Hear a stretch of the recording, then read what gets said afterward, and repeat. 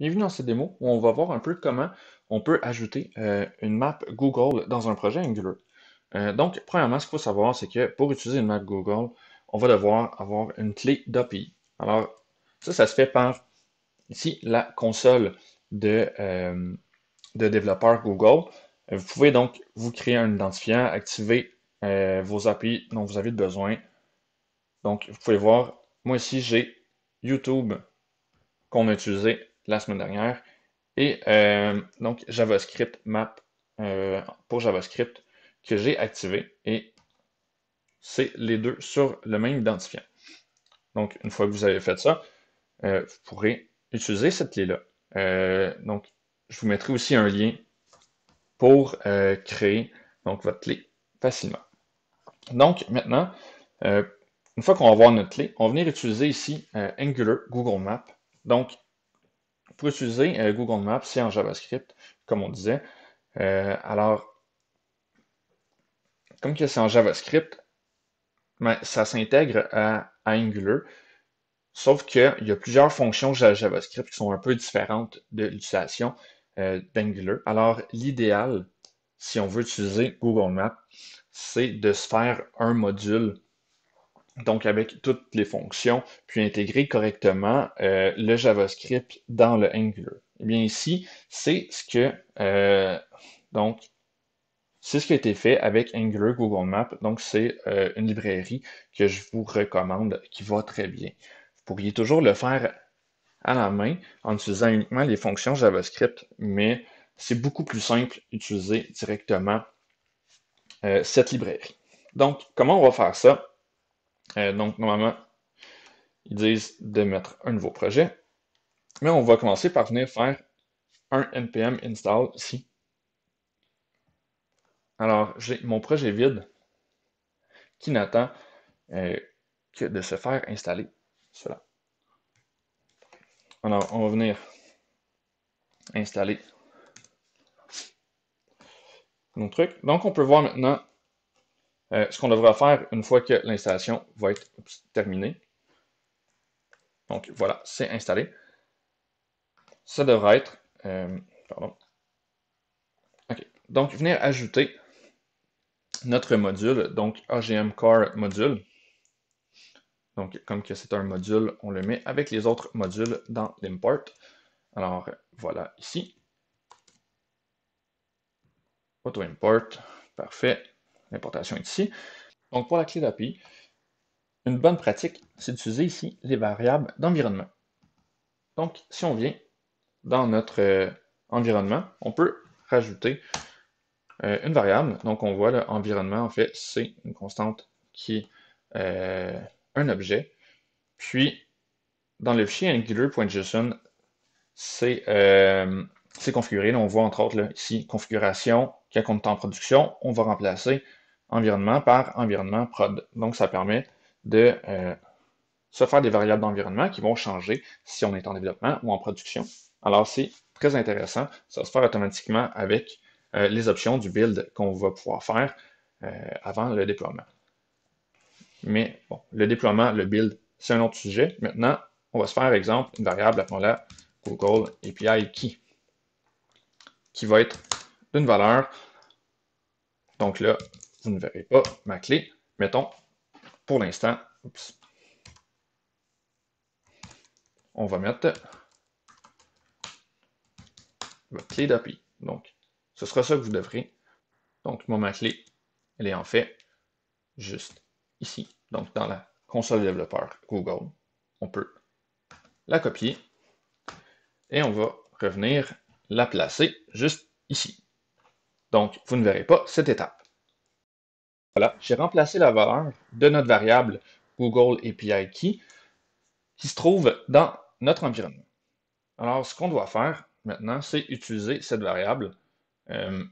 Si on regarde, OK, on va venir ici, utiliser plutôt la notation avec des accents graves et on va pouvoir mettre ici une variable qui va être convertie directement en, en string entre nos deux accents graves. Alors, on importe ici notre environnement environnement.google API key. Et voilà, on a maintenant notre clé d'API qui va être envoyée à notre module ici. C'est super. On peut voir aussi environnement a été importé. Donc, juste ici, pour qu'on puisse l'utiliser. Donc, on vient maintenant. On a fait cette étape. Il ne nous reste plus qu'à faire, dans le fond, une map dans notre component. Alors, pour l'utiliser, on devra avoir une latitude, longitude. Donc, on se rappelle, on travaille des maps. Vous vous rappelez sûrement, là, dans vos cours de géographie, on parlait de latitude, longitude. Voilà. Alors, on pourra mettre latitude, longitude pour que la map puisse être créée correctement. Si vous ne les mettez pas, dans le fond, les variables ici n'existeront pas, ce qui va nous donner certaines erreurs.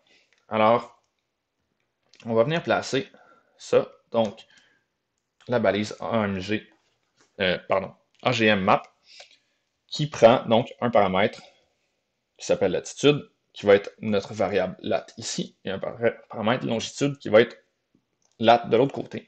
Et ensuite, à l'intérieur, on a des marqueurs qui sont, dans le fond, les petits picots sur la map. On peut en mettre plusieurs, donc ça fonctionne très bien. Donc, si on revient rapidement, on va faire ça. On va venir dans l'HTML. On va remplacer tout ce gros HTML-là par donc notre AGM map. Là, on n'a pas nos variables latitude, longitude. Donc, on va venir mettre ça. Latitude, longitude. Alors maintenant, si on essaye de démarrer ça, je vous garantis que ça ne fonctionnera pas. C'est relativement simple. C'est parce que par défaut, donc Google Maps se crée dans un div vide. Puis ensuite, il s'instancie et tout. Par contre, comme que lors de la création, il est créé vide et que c'est pas en JavaScript qu'on vient ajouter du contenu, le HTML considère à la création, comme qu'il n'y a pas rien à l'intérieur, que le format est donc de 0 pixel de haut et 0 pixel de large. Ce qui fait que c'est très peu efficace. Un div qui est à 0, 0 comme hauteur-largeur. Par contre, normalement, si on vient regarder dans notre AGM map, on devrait avoir plein de trucs instanciés, mais on voit que le format ici, c'est 0, 0. Là, on le voit dans le coin. Mais à l'intérieur, on a un paquet d'éléments, ce qui veut dire que ça s'est bien créé, que c'est juste invisible pour l'instant. Donc, ce qu'il faut faire, la dernière étape, c'est simplement de venir ajouter certaines règles CSS, comme une hauteur. Donc, on va venir mettre ça. Donc, on va le mettre sur AGM Map. Alors, on peut directement venir dans notre CSS, de notre component ou encore de l'application au complet. Puis, on va essayer ça maintenant.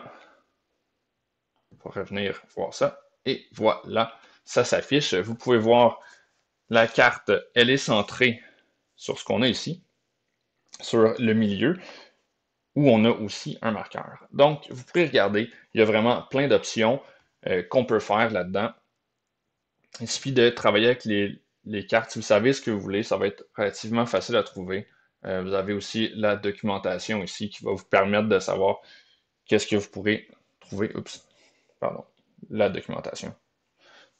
Bref, pas mal tout ce qu'on peut faire avec Angular est disponible.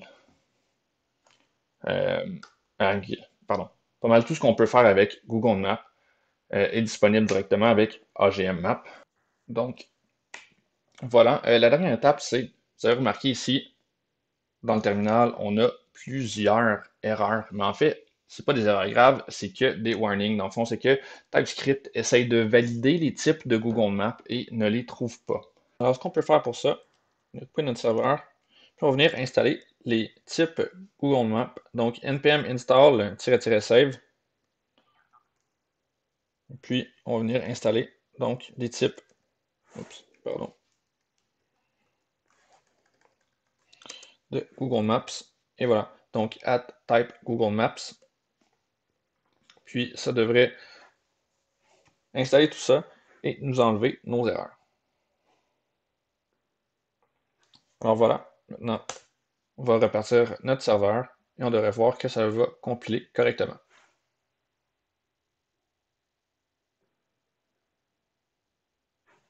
Et voilà, ça fonctionne très bien.